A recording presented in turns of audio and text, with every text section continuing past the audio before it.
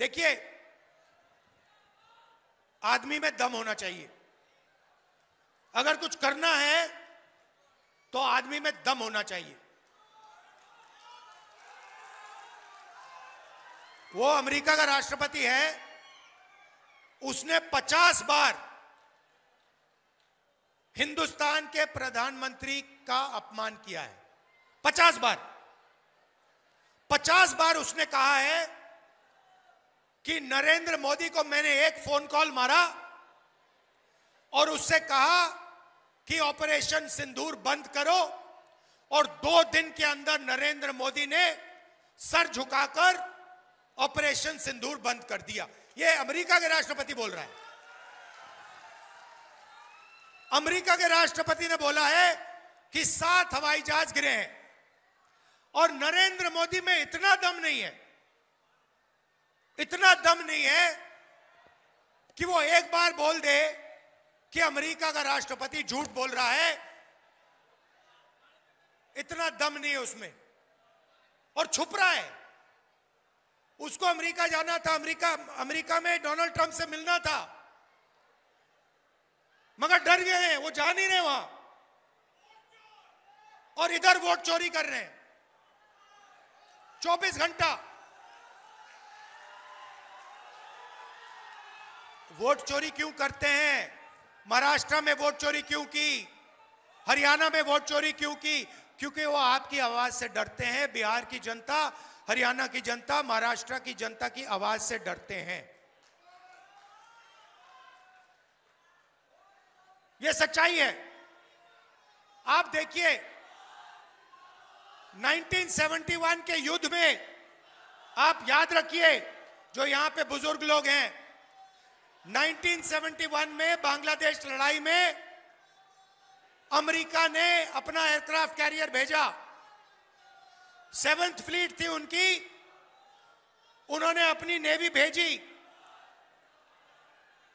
हिंदुस्तान को धमकाने के लिए, डराने के लिए। इंदिरा गांधी जी प्रधानमंत्री थी, उन्होंने कहा आपकी नेवी से हम नहीं डरते, आपको जो करना है करो, हमें जो करना है हम करेंगे। ऐसे प्रधानमंत्री होते हैं। वो महिला थी, इंदिरा गांधी जी महिला थी, मगर इस मर्द से ज्यादा दम उस महिला में थी। नरेंद्र मोदी जी डरपोक हैं, मैं आपको बता रहा हूं। ना उनका विजन है, ना वो अमेरिका के राष्ट्रपति के सामने खड़े हो सकते हैं। यह सच्चाई है। और मैं चैलेंज देता हूं कि नरेंद्र मोदी में अगर दम है तो बिहार में मीटिंग कर रहे हैं, किसी भी मीटिंग में कह दें कि अमेरिका का राष्ट्रपति झूठ बोल रहा है, मैं इसके सामने नहीं झुका, मैंने ऑपरेशन सिंदूर नहीं रुकवाया। मैं चैलेंज करता हूं कि नरेंद्र मोदी जी बिहार के युवाओं को यह कह दे, नहीं कर सकते। और उल्टा वोट चोरी करके अंबेडकर जी के संविधान को रद्द करने में लगे हुए हैं। आपको याद होगा, इन्होंने कहा 400 पार संविधान को खत्म कर देंगे। वोट चोरी के बाद ये बाल निकले, बाल चुनाव जीते। और अगर वोट चोरी नहीं की होती, मैं आपको बता रहा हूं, इंडिया गठबंधन की सरकार आज हिंदुस्तान में राज कर रही होती।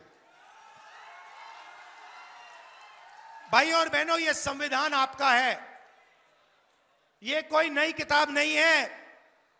इसमें आपकी आवाज है, हजारों साल पुरानी आवाज है।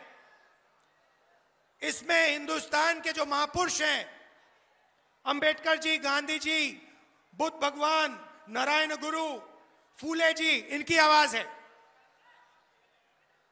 इसको ये खत्म करना चाहते हैं आरएसएस के लोग, और नरेंद्र मोदी जी संविधान नहीं चाहते हैं, वो इसको खत्म करना चाहते हैं।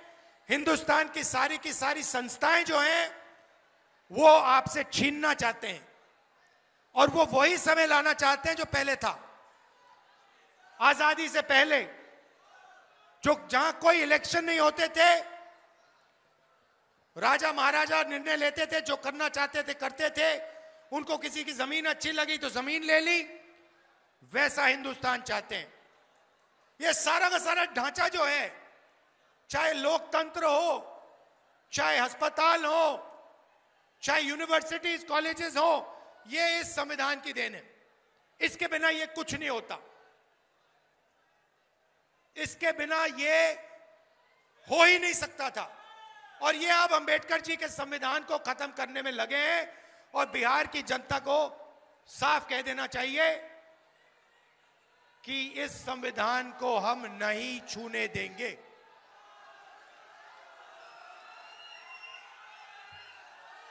भाइयों और बहनों,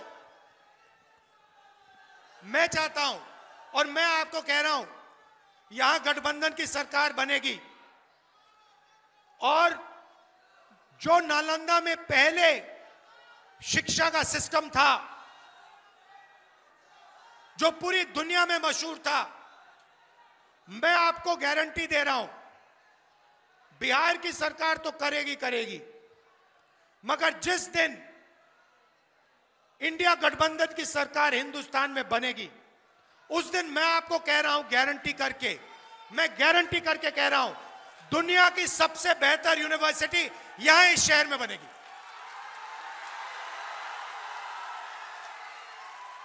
और हम एक चिन्ह बनाएंगे पूरी दुनिया के लिए कि बिहार शिक्षा का सेंटर है। नालंदा शिक्षा का सेंटर था और एक बार फिर नालंदा शिक्षा का और रोजगार का सेंटर बनेगा।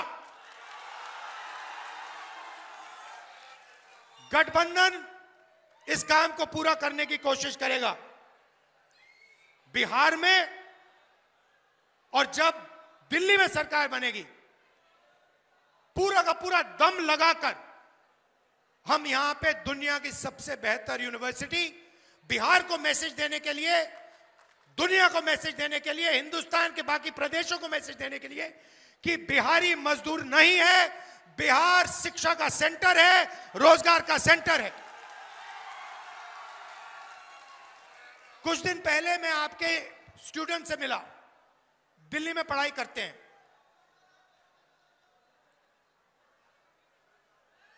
इतने होशियार, इतने इंटेलिजेंट, इतनी एनर्जी थी उनमें, समझ थी। बिहार में वोट अधिकार यात्रा में मैं घूमा, 20 दिन घूमा।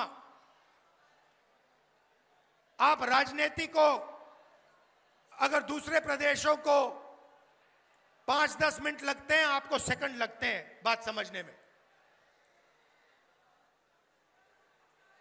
आपकी समझ बहुत गहरी है, आप में कोई कमी नहीं है, बस आपकी सरकार आपके लिए काम नहीं करती है, आपकी आवाज नहीं सुनती है और आपके साथ मिलकर बिहार को बनाने का काम नहीं करती है।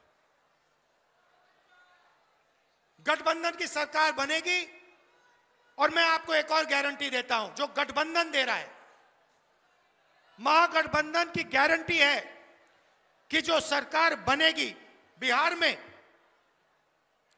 वो हर जात की सरकार होगी, हर धर्म की सरकार होगी। उसमें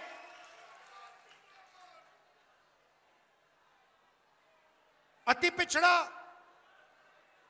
पिछड़ा, दलित, महादलित, अल्पसंख्यक, गरीब, जनरल कास्ट, किसान, मजदूर, सारे के सारे उस सरकार, उनकी आवाज उस सरकार में शामिल होगी, यह मैं गारंटी आपको दे रहा हूं। क्योंकि बिहार को बिहार की सरकार की जरूरत है, बिहार को हर जात, हर धर्म की सरकार की जरूरत है। जैसे मैंने यात्रा में कहा, 4000 किलोमीटर चला और यात्रा में कहा, नफरत के बाजार में मोहब्बत की दुकान खोलनी है। नफरत से प्रदेश या देश आगे नहीं जा सकता है। नफरत से किसान को, मजदूर को, युवा को कोई फायदा नहीं होता। नफरत से नरेंद्र मोदी और अमित शाह जैसे लोगों को फायदा होता है, इसलिए वो फैलाते हैं।